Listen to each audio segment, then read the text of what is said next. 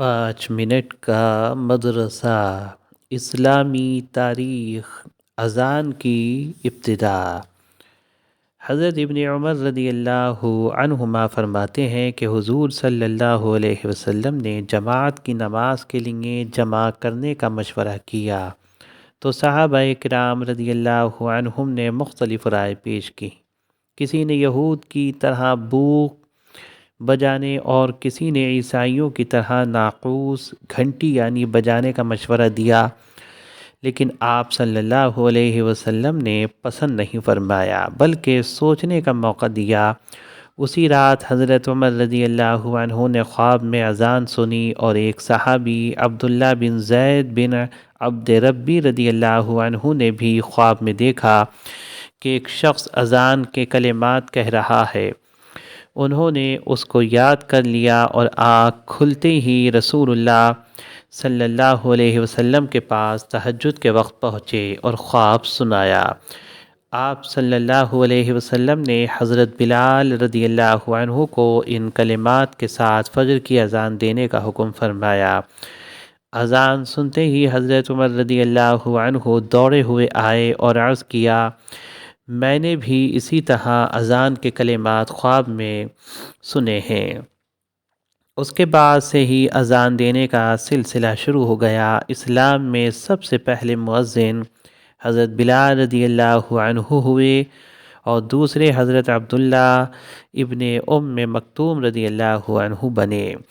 حضرت بلال رضی اللہ عنہ نے فجر کی اذان میں سب سے پہلے الصلاۃ خیر من النوم، نماز نیند سے بہتر ہے کہا، جس کو حضور صلی اللہ علیہ وسلم نے پسند فرمایا۔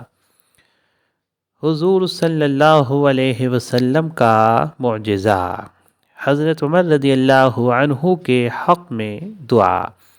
حضرت عائشہ رضی اللہ عنہا سے روایت ہے، رسول اللہ صلی اللہ علیہ وسلم نے حضرت عمر رضی اللہ عنہ کے لیے دعا فرمائی کہ اے اللہ، عمر بن خطاب رضی اللہ عنہ کے ذریعے اسلام کو عزت و بلندی عطا فرما۔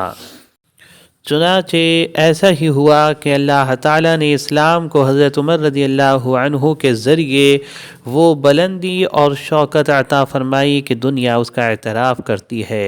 ابن ماجہ۔ ایک فرض کے بارے میں، حوض کوثر پر ایمان لانا فرض ہے۔ حضرت عبداللہ ابن عمرو رضی اللہ عنہما سے روایت ہے، رسول اللہ صلی اللہ علیہ وسلم نے فرمایا، میرا حوض یعنی حوض کوثر 1 مہینے کی مسافت کے بقدر لمبا ہے، اس کا پانی دودھ سے زیادہ سفید ہے، اس کی خوشبو مشک سے زیادہ پاکیزہ ہے اور اس کے پیالے آسمانوں کے ستاروں کی طرح بہت زیادہ ہیں۔ جس نے اس کا پانی پی لیا پھر وہ کبھی پیاسا نہ ہوگا۔ بخاری۔ ایک سنت کے بارے میں، کڑک اور گرج کے وقت کی دعا۔ حضرت ابن عمر رضی اللہ عنہما سے روایت ہے، رسول اللہ صلی اللہ علیہ وسلم نے جب بجلی کی کڑک اور بادل کی گرج سنی اور جب بھی آپ سنتے تو یہ دعا پڑھتے تھے، اللہم لا تقتلنا بغضبک ولا تہلکنا بعذابک وعافنا قبل ذلک۔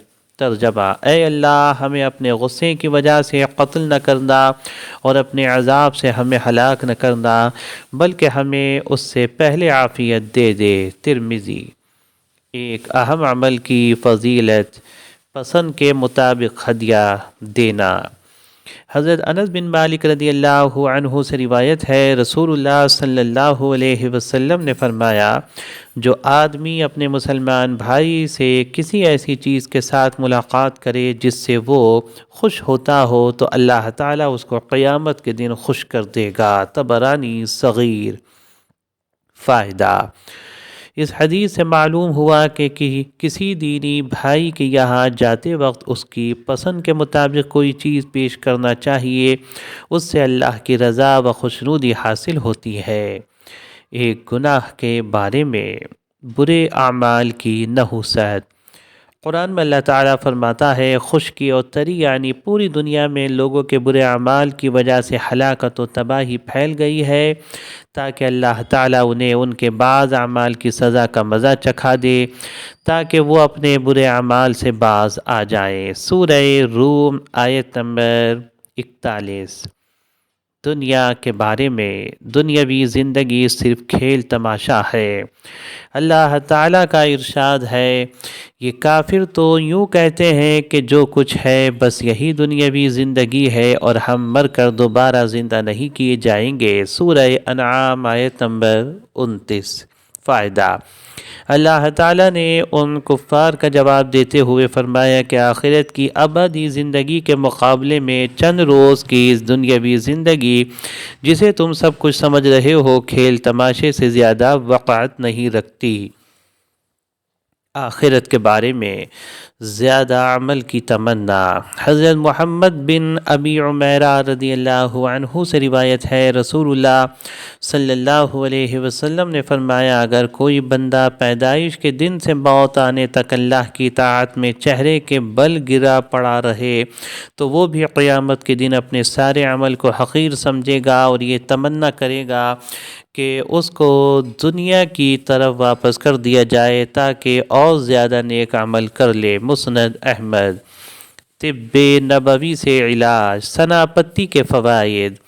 حضرت اسماء بنت عمیس رضی اللہ عنہا فرماتی ہیں رسول اللہ صلی اللہ علیہ وسلم نے فرمایا موت سے اگر کسی چیز میں شفا ہوتی تو سنا میں ہوتی۔ ترمذی۔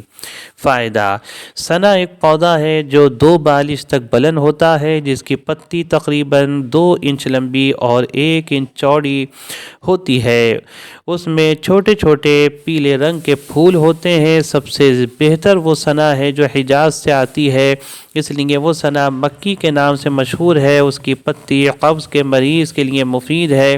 اس غرض سے استعمال کرنا ہو تو کم مقدار میں لیتے ہیں۔ فاسد مادے کو نکال باہر کرنے کے لیے بہترین ذریعہ ہے اور کبھی معدے میں کوئی تکلیف ہو جائے تو معدے کی بیماریوں میں یہ استعمال ہوتی ہے۔ نبی کریم صلی اللہ علیہ وسلم کی نصیحت۔ حضرت ابن عباس رضی اللہ عنہما سے روایت ہے رسول اللہ صلی اللہ علیہ وسلم نے فرمایا برکت کھانے کے بیچ میں اترتی ہے، تم کنارے سے کھایا کرو، کھانے کے بیچ سے مت کھایا کرو۔ ترمذی۔